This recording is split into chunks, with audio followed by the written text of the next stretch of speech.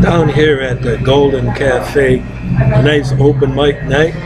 And here is just a little bit of a reply that I am giving to the Minnesota Supreme Court to protect our constitutional rights and purity of our free and fair elections for the U.S. Congress. So here's the introduction. Pursuant to the order of Lori S. Gildea, Chief Justice, on December 26, 2012, the order, petitioner files this reply to the, quote, issues addressed in the submissions of any other respondents, unquote, identical at page 4. Those submissions were also authorized by the order, specifying that the response should be limited to addressing why the petition should not be dismissed without the trial requested based on laches, mootness, or failure to state the claim upon which relief can be granted. And 3 such submissions were filed, focused but not exclusively on these 3 areas. First, respondent and DFL nominated incumbent candidate for the 4th Congressional District, CD4, representative to the U.S. House, Representative Betty McCollum, filed a submission January 11, 2013. Second, respondent DFL Party of Minnesota filed a submission January 16, 2013. And third, Minnesota Assistant Attorney General Nathan Hartshorn filed respondent Mark Ritchie's response to petition January 11, 2013. Because Ritchie is Chief Elections Officer for the state, running as a member and nominee of the respondent DFL, and also serves as the head of the Minnesota State Canvassing Board, who certified the election results which are being challenged in the 2 election contests filed under Chapters 209 and Chapters 204 of the Minnesota election law statutes. His submission represents their responses, that is, that of the state and the Minnesota State Canvassing Board. In addition, Hartshorn's submission argues in favor of the actions of Ramsey County District Court, who did not file a separate response. They're a respondent here, and also affirms the actions of Mr. Ritchie in supporting and contacting the district court officials regarding the purported correctness of their actions impeding the Chapter 209 election contest I am asking this court to allow to proceed. The order sets forth the issues in this Minnesota Statute 204B.44 proceeding under the original jurisdiction of this court. Footnote 1. Petitioner, despite the insinuations of respondents, is not here taking appeal from a denial of IFP by the district court. For many reasons, the IFP process is not part of the election contest. It should not be and is not intended or permitted to be. And its use to impede a timely filed and served election contest under 209.21 constitutes an impermissible discrimination among the candidates for the U.S. House on the basis of wealth. Instead, the named respondents, Jurek and Osby, Ramsey County District Court, Ritchie, the Secretary of State as Chief Elections Officer and head of the Minnesota State Canvassing Board, and Representative McCollum, Member of Congress, constitute public officials, entities with direct election-related duties, which they failed and refused to carry out, calling for the exercise of this court's powers under 204B.44. which are in the nature of mandamus, that is, issuing a mandate for the entities to comply with. Respondents McCollum and the DFL party are A, parties in that elections contest which public officials in violation of 204B.44 have improperly impeded, and B, the objects of required directly election-related duties which the named entities have failed to carry out. So out of footnote 1, explaining the original jurisdiction of the court. The petition is filed under Minnesota Statutes 204B.44, which I'll refer to as 204B.44, 209.02, which I'll refer to as 209.21. Here's a second footnote, in case you like footnotes.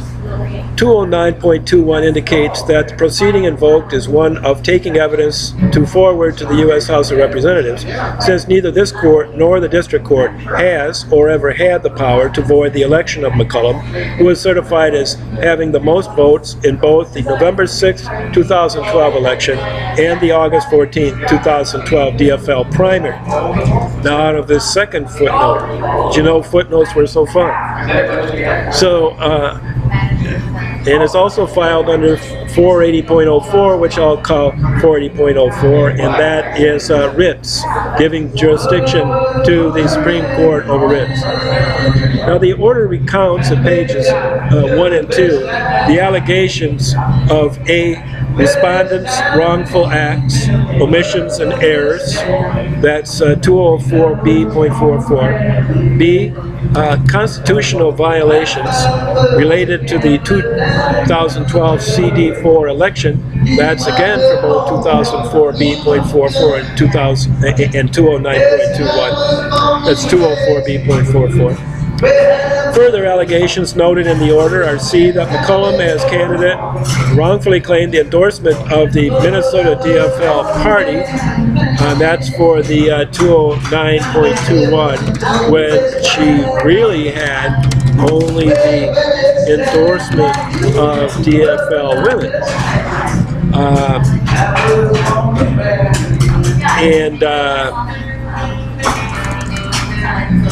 And minorities, and that D, the enforcement of the challenged DFL Constitution principles, apportioning delegates and other officers by suspect classifications of race and gender, inter alia, identifying by race and gender, etc., who may or may not participate and vote at a precinct caucus. That was the words slightly modified of Justice Kildare, or any other caucus or convention, constitutes state action, unconstitutional under both the Minnesota and United States Constitutions, 204B.44 and 209.211, which means simply that both the Supreme Court and the District Court proceedings are looking at that issue. And E, that 204B.44, the Supreme Court, and 209.21, the District Court, the Secretary wrongfully withheld from petitioner for my use of the elections and politics, that is to say, the First Amendment rights of political association and speech during the heat of a campaign, made actionable through the 14th Amendment. The email addresses he collected as part of the state voter registration system, also called SVRS, data that is governed by the Minnesota Government Data Practices Act, Minnesota Statutes 13.03 Subdivision 1, Public Data, which provides that all government data collected or maintained by a government entity, that is to say, by the Chief Elections Officer, Respondent Ritchie, shall be public unless classified by statute as private or confidential, unquote. And that, quote, the responsible authority in every governmental entity shall keep records in such an arrangement and condition as to make them easily accessible for convenient use. Emphasis added.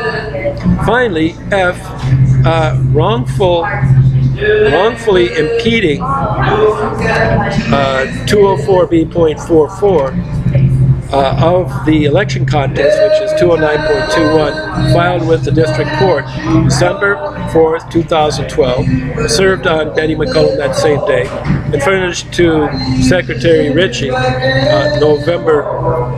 December 5th, following an unexpected delay at the District Court impeding the filing and proceeding of my elections contest. Here's a third footnote, which states that Okay, the third footnote says that on December 31st, 2012, petitioner received from Bert Black, OSS, that Secretary of State legal advisor, a note attached as Exhibit 1 to the third affidavit of petitioner Stephen Carlson, that the Office of the Secretary of State has received 3 state election law complaints. You submitted, that's me. These were presented to OSS, Office of the Secretary of State, on November 26th, the day before the canvassing board met, November 27th, 2012, with my request that they be given to the members of the board to consider before they met to confirm the results of CD4. However, I attended the meeting and asked if the board was informed of the complaint and was told they were not. Now, the complaints against the DFL party, and he says, complaints against the DFL party and Betty McCollum have been forwarded to the Ramsey County Attorney John Choi because those parties reside in Ramsey County. The complaint against Secretary Ritchie restates allegations made in 2 already pending lawsuits you have brought. Therefore, no action will be taken on the allegation against Secretary Ritchie until those actions have been resolved. So that's the third footnote. And my reply follows, supported by my affidavit, challenging the facts on which the respondents seek dismissal. Facts. The vote and respondents intend to influence it through the actions complained of. The DFL regales with an account of the numbers achieved, and the others chime in. On November 6, 2012, incumbent Representative Betty McCollum won 62% of the vote, and on January 3rd, 2013, commenced her 7th term in office. Petitioner Stephen Carlson, who won 6% of the vote in the election, now asked this court to set aside the results of the election due to various perceived infringements on his constitutional rights, unquote. Although I achieved just over 6% of the vote, slightly lower than 2010, my vote total increased about 50%. From about 14,500 to 21,100. McCollum's share was higher than she achieved against Republican Teresa Collette in 2010. It was a tough race, but a crucial set of facts remains, either in dispute or conceded by respondents. Their responses show that they feel they can maintain a system of quotas, and they can suppress email communications with arbitrary and capricious decisions and actions intended to make it difficult for minor parties to have an even playing field in a fair and free election, while they handpick the next members of Congress according to an unconstitutional quota system. These are the facts that Congress needs to hear, per the 209.21 trial, and this court needs to consider per the 204B44 petition. They and this court need to hear of quotas by race and sex for delegates and determine if this is the way Congress wants to choose its members.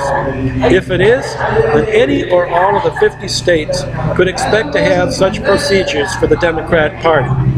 The results of such practices will be devastating, and there will not be just 50% women in Congress, but 90%, because none of the respondents deny that all the decisions in the Democrat Party are made by a majority of women. Democratic women rule.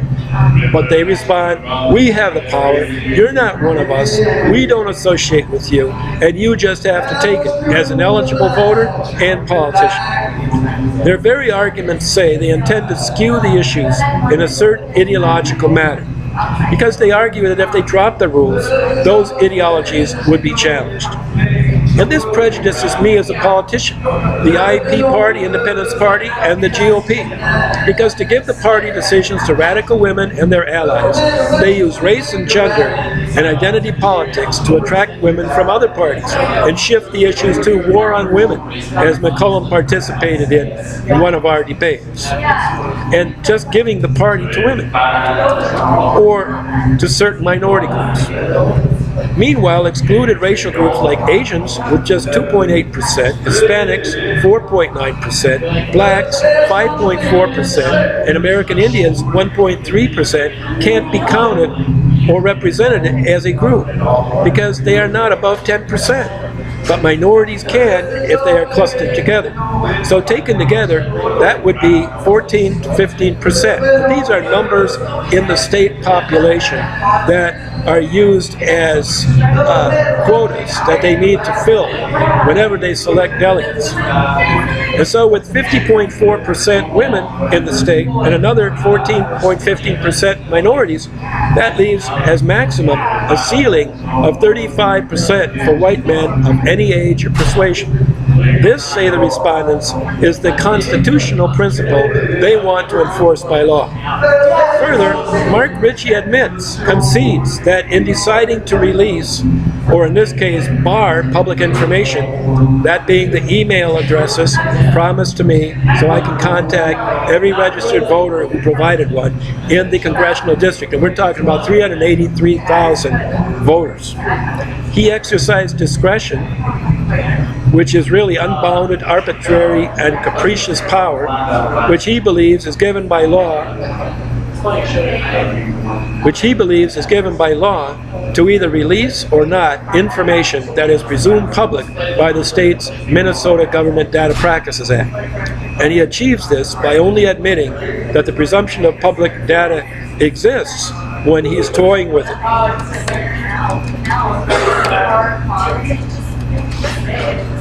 This is particularly troubling because in addition to favoring his own major party candidates and protecting them from competition, for instance, if all Independence Party candidates had the ability to purchase these email addresses, we could communicate through the campaign directly with the independent, who are the majority of Minnesota voters, the Democrats, who are way back but just ahead of the Republicans, and Republican voters. Now, he calls my emails, which I wanted to send in the heat of a campaign, spam. Never mind that Hormel is a favorite Minnesota company and spam is a great Minnesota product. Finally, respondents are uninterested in and never address and concede in their response that they in their conduct and public duties neglect the rights of a minor party, the Independence Party, which needs just 5%, to get a spot on the general election ballot. Now, isn't that something you want to see? And to qualify for matching funds. Now, petitioner did not seek endorsements or raise funds in 2012, but focused on reaching voters through debates and social media, including the promised email addresses. In fact, story after story of the great results for a DFL candidate in the acclaimed safe Democratic district showed great disrespect for the necessity for a federal candidate. I was the only one from the Independence Party, who seeks to keep a third-party presence in the federal elections alive. The unconstitutional practices and violations of state election laws by all of the respondents prevented the purity of elections, the fair and free expression of the will of the people to show support for this third-party candidacy. None of the respondents presented any facts to show that the complained actions were not intended, as I show and allege, to influence the results of the vote, or that the DFL and Betty McCollum did not approve of and authorize fellow DFLer Ritchie to take these actions which favor her and her party and which violate the First Amendment rights of not only petitioner but of all the eligible voters. Impeding the 209.21 election contest. Now, given this caprice and strong commitment to the ideological constitutional principles, unquote, he protects with the force of law, for instance in my case, Ritchie and the other respondents welcome the actions of the district court, Ramsey County District Court, impeding the election contest provided by Minnesota law by improperly imposing a litigation tax on an election contest, protecting them from review. It's my fault, they say, because I'm poor at the moment, even though my family of two easily meets the guidelines of 125% or less of the figure of $1,580 per month, showing we couldn't afford to pay pay this and meet our expenses. Hartshorn focuses on the upward revision of monthly income to $1,370, which I made an estimate from $1,200 to $20. Now the figure was actually $1,220 for the last 30 days for the two of us, not just the annual average I put in the first line, because it's consistent with what federal IFP applications ask for. But the material fact is that even $1,370 is $210 per month below the guideline that qualifies us for IFP. And I was really at $220 or $360 per month below. And they wanted $310 immediately or no elections contest. Now Osby, a judge at the Ramsey County Court, focused on the apparent discrepancy, which was wholly immaterial. And there is no showing that there is any fee for an election contest. It is not a civil action. It is a special summary proceeding which happens to use the civil procedure rules for a trial.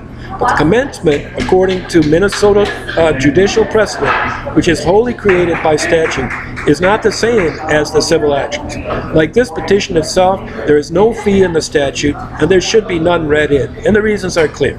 It needs to be implemented within 7 days after certification. If it's filed before the certification, it is premature and void. And the trial has to be carried out as soon as practicable within 20 days. Footnote 4, and for this reason, petitioner will argue infra that the proceeding is governed by a statute of limitations, not laches. Since the relief sought is not intended to be equitable, it is by statute, and the time for commencing the proceeding is governed by statute. Now that was another fourth footnote. Now McCullum claims she ran out the clock just because she got sworn in, and this makes the whole issue moot. Ritchie says he forwarded the certificate to Congress, although he knew I had attempted to get the district court to file the case and proceed with the contest. Never contacting me, he unilaterally decided that my remedy was to appeal the denial of IFP to the Court of Appeals.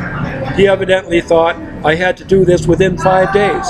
My submissions show that I was mindful of the time, but the new remedy open to me, this court, the Minnesota Supreme Court, imposed such overwhelming burdens on me in the midst of the ongoing oppressive proceedings in the federal courts that I simply felt I needed to take my time until December 21st to focus on these directly election-related duties of public officials.